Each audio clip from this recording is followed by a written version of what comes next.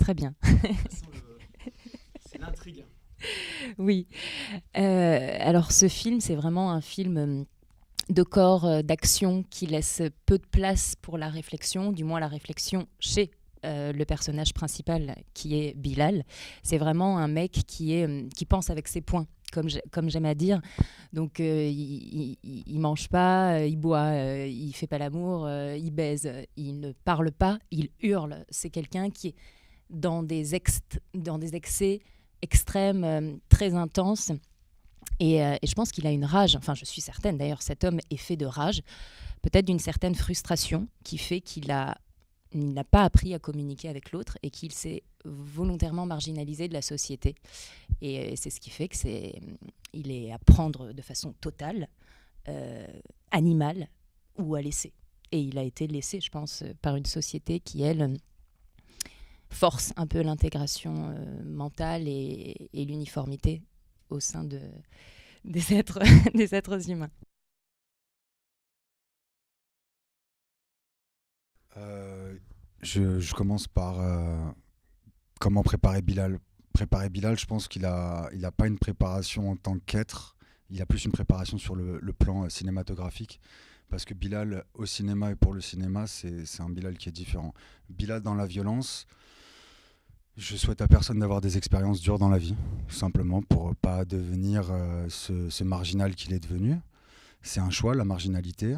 Je pense que sa marginalité, elle est due à un manque de compréhension et à une mauvaise communication de lui avec la société ou de la société avec lui.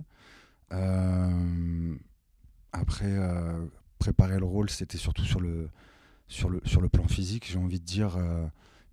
Il fallait être prêt à encaisser beaucoup de choses. Euh, et sur le plan mental aussi, parce il fallait être prêt à vivre comme le marginal qu'est Bilal. Et je tiens à ajouter que Michel a fait justement un magnifique travail d'instinct.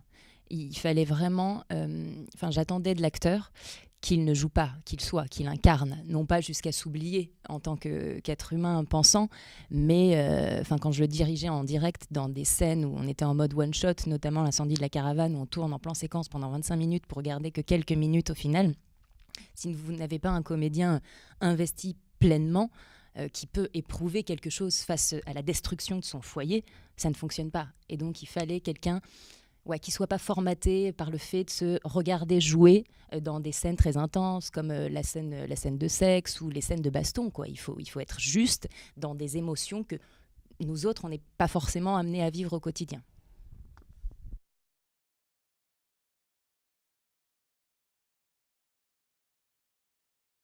Les deux cas. Il y a une place pour le travail. Pour ces scènes de combat, elles semblent naturelles, tant mieux. Elles sont chorégraphiées, elles ont été travaillées en avance, hein, comme il fallait, sur une longue période avec un grand professionnel, hein, je pense.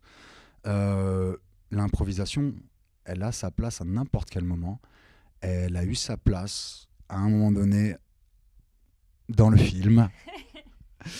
Avec mon partenaire, avec l'autre comédien, c'était d'un commun accord et j'insiste pour dire que c'est un vrai travail de confiance et que notre improvisation est arrivée vers la fin du tournage où vraiment on a appris à se connaître et où on, on- on s'autorise volontairement pour, non, aussi pour l'intérêt du film et pour nous aussi, je pense au bout d'un moment, on a envie de se lâcher. Et c'est ce qui s'est passé. Voilà.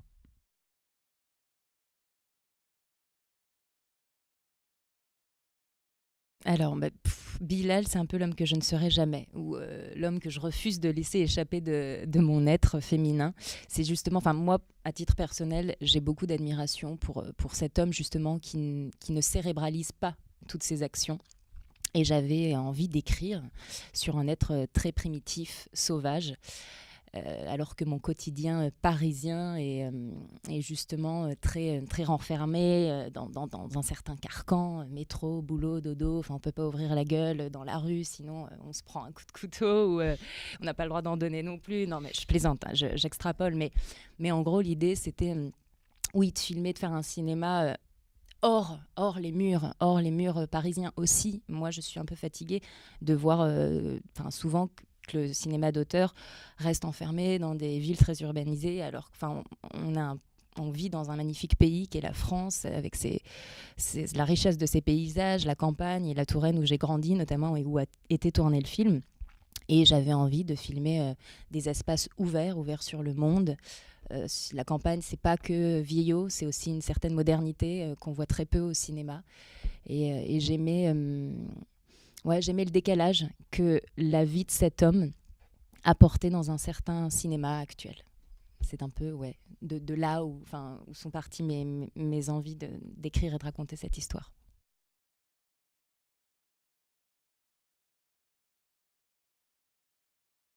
Ah, super, merveilleux. Alors, on est superbement heureux, Michel et moi et l'ensemble de l'équipe qui a œuvré sur Prends mon point, de constater que sa carrière est florissante. On vient d'apprendre de nouvelles sélections. C'est délicieux parce que c'est un film à la base qui peut apparaître un peu clivant quand même. Enfin, il y a des gens qui sortent de là sans avoir compris. Et ça n'est pas ce qu'on leur demande, justement. Moi, je suis là pour susciter le débat, pour interroger le public. J'ai pas la science infuse. J'aime terminer les travaux que je fais par des questions plus que par des réponses qui seraient très subjectives. Et Prends mon point est un peu la manifestation de ce cinéma qui force l'interrogation. Et on est très content de constater qu'en fait, le film est diffusé à l'international. On est allé à Lisbonne, à Barcelone. Enfin, grâce à lui, on voyage. Il a été en Bulgarie, je pars à Londres fin septembre. Enfin, c'est... Ah oui. Alors, on est très content de son parcours. Il est allé jusqu'en Italie et il a gagné le Grand Prix de Concorto 2018. Félicitations au film et à nous. Et pour moi, c'est une joie toute particulière que d'être à Metz pour la 3e édition du festival du film subversif, parce que effectivement j'avais assisté à sa naissance en 2016 et j'avais eu la chance avec mes co-réalisateurs de l'époque de recevoir le prix du jury pour Tango, un film autoproduit, tourné avec 300 balles. Et là je suis contente d'en revenir avec un film où j'ai eu un peu plus d'argent, mais toujours dans un cinéma un peu punk et une économie difficile où en fait ce ne sont pas les moyens mais l'envie et la rage de vaincre qui font les films. Force et honneur. Force et honneur forever.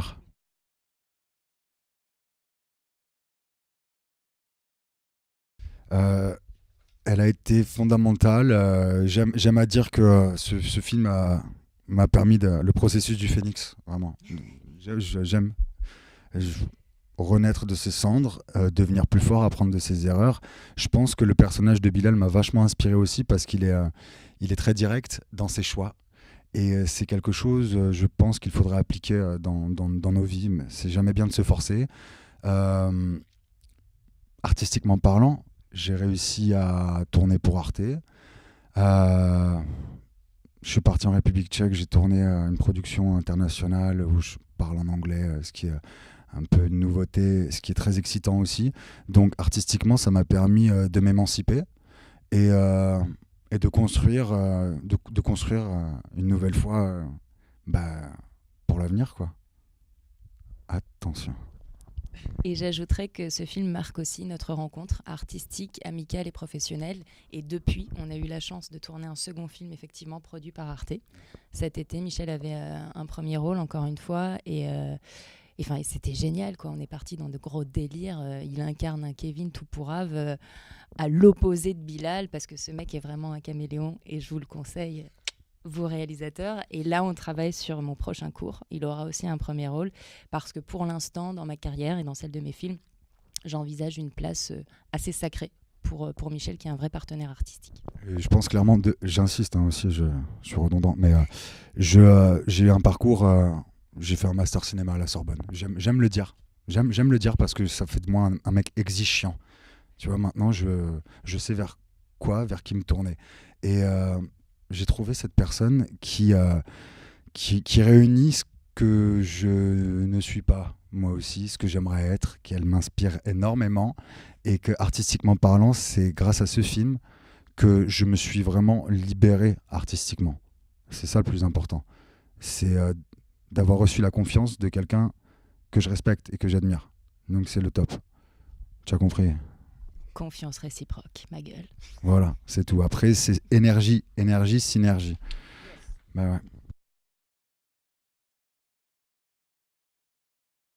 Mon plat préféré, c'est le tartare. Quelle est ta motivation à faire des films? Eh bien, j'aurais répondu. Non, ça c'est trop personnel.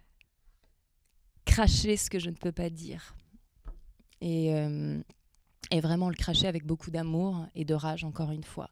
Et je pense qu'un metteur en scène a le devoir de s'engager artistiquement, parfois politiquement, mais c'est un luxe vraiment de faire du cinéma. Enfin, je veux dire, aujourd'hui, on a bougé de notre Corse, Touraine natale, avec tous les deux des origines syriennes et des parcours parentaux ultra chauds.